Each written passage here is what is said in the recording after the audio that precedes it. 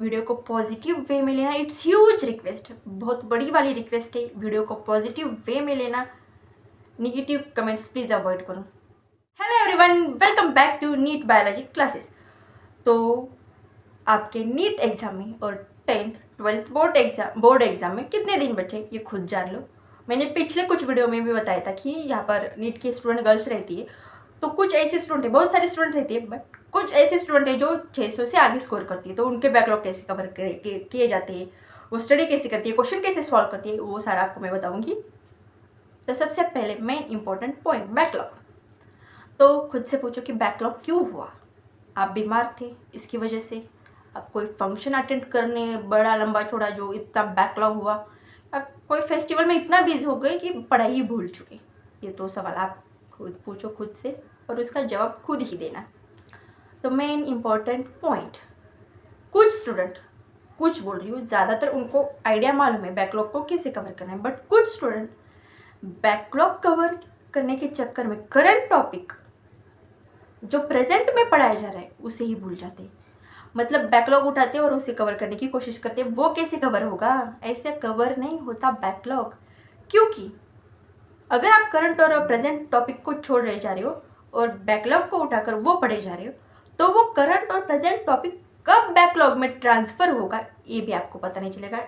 ऐसा करोगे तो आपके नीट आने तक, मई मंथ तक आपका बैकलॉग कभी कवर नहीं होगा, क्योंकि आप भी करंट ही छोड़ रहे हो। तो कैसे समझ आएगा। एक बैलेंस चाहिए, बैलेंस, स्टडी में बैलेंस चाहिए।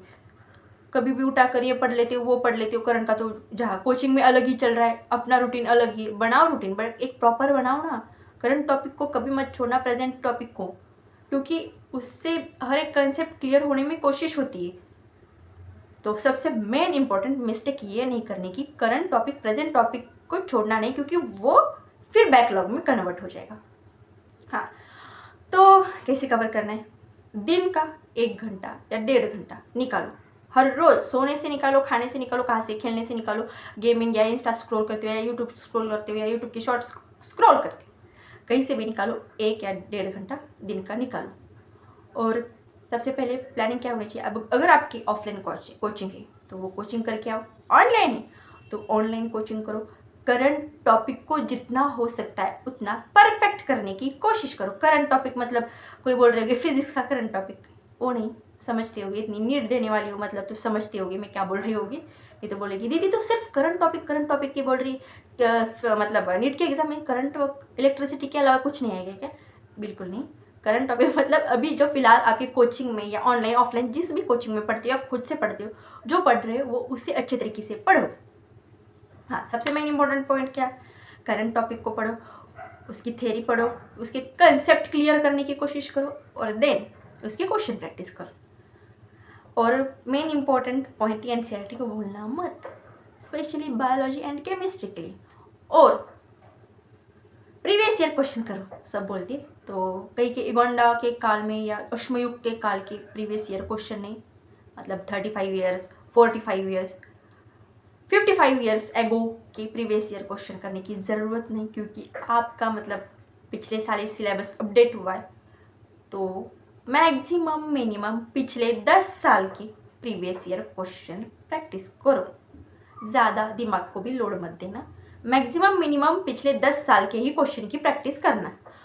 और जो आपके मॉड्यूल में होंगे क्वेश्चन उसकी भी ज़रूर से प्रैक्टिस करना। अगर क्वेश्चन प्रैक्टिस में दिक्कत आ रही है तो सर ने जो क्वेश्चन जैसे मतलब सॉल्व करके दिए उस स्टेप को एनालिसिस करके उसी तरह के क्वेश्चन सॉल्व करने की कोशिश करो, तो आपकी क्वेश्चन प्रैक्टिस में इंप्रूव होगी और कैलकुलेशन भी इंप्रूव होगी। सबसे मेन इंपॉर्टेंट कैलकुलेशन सीखो, जिसको नहीं आती होगी, क्योंकि क्वेश्चन का फॉर्मूला सब कंसेप्ट वगैरह पता होगी, फिर कैलकुलेशन मिस्टेक होगी तो मार्क कैसे मिलेगी।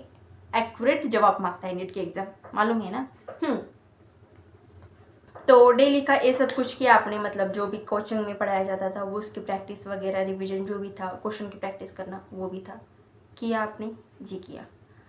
तो अभी क्या करना, रिवीजन हो गई, जो आज पढ़ाया था, जो आज क्लास में पढ़ाया था उसके एकदम फटाक से एक्टिवली पैसिवली रिवीजन हो गई, उसके कंसेप्ट क्लियर हो गए, उसके क्वेश्चन की प्रैक्टिस भी हो गई। हाँ मानो हो गई, किया होगा, करोगे तो होगा ना, सिर्फ होगी करके कुछ नहीं होता, करना पड़ता है आपको प्रैक्टिस स्टडी की, नीट की, बायोलॉजी की, नीट की बायोलॉजी की, क्या बायोलॉजी फिजिक्स केमिस्ट्री के लिए बोल रही हूँ। तो अभी करंट वाला हो गया टॉपिक। तो अभी दिन में से 1.5 घंटा उठाओ मतलब समय निकालो और बैकलॉग का जो चैप्टर लगता है सबसे पहले इजी, उसे कवर करने की कोशिश करो। बैकलॉग्स के भी प्रकार होते हैं, टाइप्स ऑफ बैकलॉग्स बताती हूँ मैं आपको। कुछ स्टूडेंट हो गए जिसने चैप्टर को हाथ भी नहीं लगाया हुआ, उस चैप्टर में क्या पूछा है बस चैप्टर का नाम पता होगा, उसके अलावा कुछ नहीं।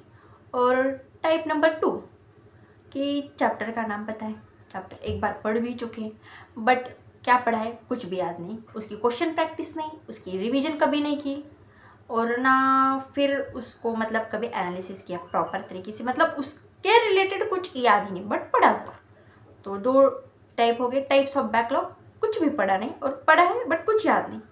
तो सबसे सेकंड वाला टॉपिक उठा लो, पढ़ा है बट कुछ याद नहीं, तो वो आपको फायदेशीर ठहरेगा क्योंकि वो कम से कम समय में कवर हो जाएगा।